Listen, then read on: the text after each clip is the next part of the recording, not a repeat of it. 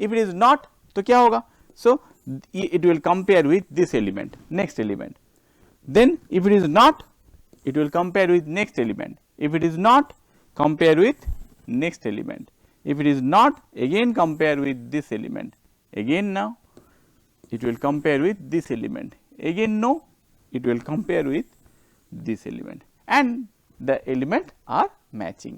So it will say yes we found the element मिल गया है.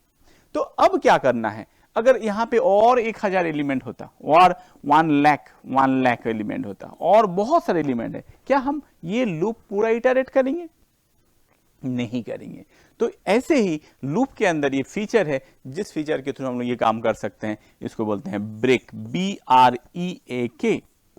सो if we this break keyword encounters, अगर ये break keyword encounter होता है तो क्या होगा, कोड जहां पे ये ब्रेक स्टेटमेंट लिखा हुआ है वहां से ये बाहर आ जाएगा सीधा. हम लोग देखे हैं स्विच के केस में भी हम लोग देखे हैं, अगर स्विच के अंदर ब्रेक एनकाउंटर होता है तो क्या होगा, ये कंट्रोल जो है प्रोग्राम का जो कंट्रोल है जहां पे एग्जीक्यूट हो रहा है वहां से डायरेक्ट बाहर आ जाएगा. Say for example if I have a loop, like एक फॉर लूप है मेरे पास, मान लो एक छोटा सा फॉर लूप है, for I is 1, I less than equal to 10, I plus plus. अब यहां पे हम लोग करते हैं क्या, printf. Say for example I want to print, whose value I want to print, i का वैल्यू प्रिंट करना चाह रहे हैं. तो देखो आई यहां पे डिक्लेयर था इंट आई. अब क्या होगा, देखो आई का वैल्यू क्या है, पहले 1 है, आई का वैल्यू इनिशियली क्या है 1 है. अब कंडीशन चेक हुआ, i is less than 10, yes display हुआ आई का वैल्यू, तो डिस्प्ले कितना होगा 1 डिस्प्ले होगा. अब फिर आई का वैल्यू इंक्रीमेंट हो गया, अब आई का वैल्यू इंक्रीमेंट होके 2 हो गया.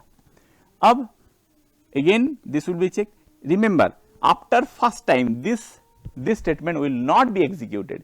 जब कोई फॉर लूप चलता है तो ये होगा एक ही बार फर्स्ट टाइम जब लूप एंट्री होता है, लूप में हम लोग एंट्री करते हैं तभी ये चेक होगा, ये तो ये बाद में और नहीं होगा, कभी भी नहीं होगा.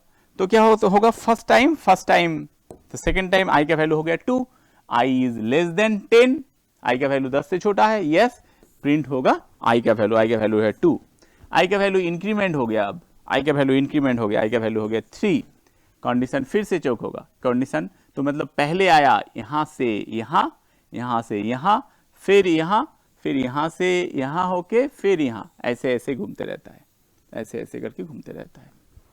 ओके, सो आई का वैल्यू जब 3 हुआ, yes I less than 10 print होगा, आई का वैल्यू 3 प्रिंट होगा, आई का वैल्यू इंक्रीमेंट हुआ 4 हो गया, फिर चेक होगा आई लेस देन 10, यस प्रिंट हुआ 4, फिर इंक्रीमेंट हो गया आई का 5.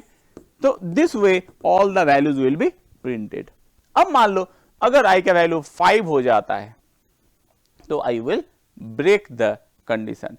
से for example the same thermal power का टेम्परेचर के केस में अगर मान लो कोई एक्टिविटी परफॉर्म हो रहा है, मान लो प्रोडक्शन हो रहा है कहीं पे भी, now if the value reached, temperature value और कोई वैल्यू रिच करता है 20 और 30 और व्हाटएवर कोई भी वैल्यू रिच करता है, तो हम लोग क्या करेंगे, तुरंत उसको स्टॉप कर देंगे और इस लूप को नहीं चलाएंगे. तो इसके अंदर हम लोग एक और लिख लेते हैं, इसको बोलते हैं, अगर यहां पे इफ आई का वैल्यू, तो इस केस में पहला केस में आउटपुट क्या होता, और पहला केस में 1 2 3 4 5 से लेके 10 तक आउटपुट होता इन नॉर्मल केस. अब अगर हम लोग ब्रेक देते हैं, इफ आई का वैल्यू हो जाएगा 5, if I equal 5, break simply I equal 5 then break. And we know by default only single line, अगर सिंगल लाइन एग्जीक्यूट होता है किसके ऊपर डिपेंड करता है, इफ या फॉर लूप के ऊपर. अगर मल्टीपल लाइन है then we have to go for the statement. ऐसे हम लोग second bracket open second bracket close करके हम लोग क्या करेंगे, we will make all the statements within the block. Okay, so if I equal 5, so first time I का value 5 नहीं है, सेकेंड टाइम 5 नहीं है, तो जब भी 5 आएगा तो इस केस में आउटपुट क्या होगा, इस केस में आउटपुट 1 2 3 एंड 4 एंड 5, क्योंकि 5 पहले प्रिंट हो चुका है. फिर जब आई का वैल्यू 5 होगा तो क्या होगा, लूप यहीं से बाहर आ जाएगा, तो after 5 this particular value will be printed only, ये बाहर चला जाएगा यहां से.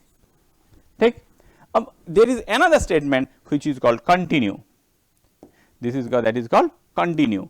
Continue is what? If I equal 5, कभी-कभी whenever there are so many statements which are depending on a loop, some for loop is there. Now, if continue is here, if continue encounters, अगर continue execute होता है तो in that case what will happen? तो ये programme यहाँ से आके बाकी का स्टेटमेंट को छोड़ के फिर नेक्स्ट इटरेशन में चला जाएगा. मतलब यहाँ पे ब्रेक के जगह अगर कंटिन्यू होता, ब्रेक के जगह अगर कंटिन्यू होता, then what will happen? If I equal 5 then continue. अगर इसके बाद कुछ लिखा हुआ है, मान लो सिंपल अगर स्टेटमेंट ऐसे लिखते हैं हम लोग, for I equal 1, I less than equal 10, I plus plus, then if I equal 5 continue, then here printf percentile d value of I. So this is the scenario. Now in general scenario अगर ये नहीं होता है, ये block नहीं होता है, तो ये अगर नहीं होता है तो आउटपुट क्या होगा? Yes, the output will be 1 2 3 4 up to 10. But if it is there, then what will be the output? Yes, अगर i का वैल्यू 5 जिस केस में होगा, ये यहीं से वापस चला जाएगा कहाँ पे? यहाँ पे.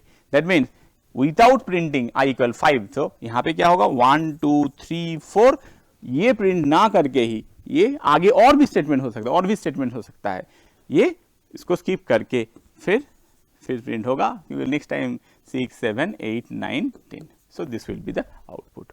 So there are two different statements by which we can make some control over the for loop of its execution.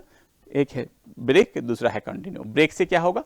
Loop break अगर इनकाउंटर होता है तो लूप से, ब्लॉक से कोड बाहर आ जाएगा कंट्रोल.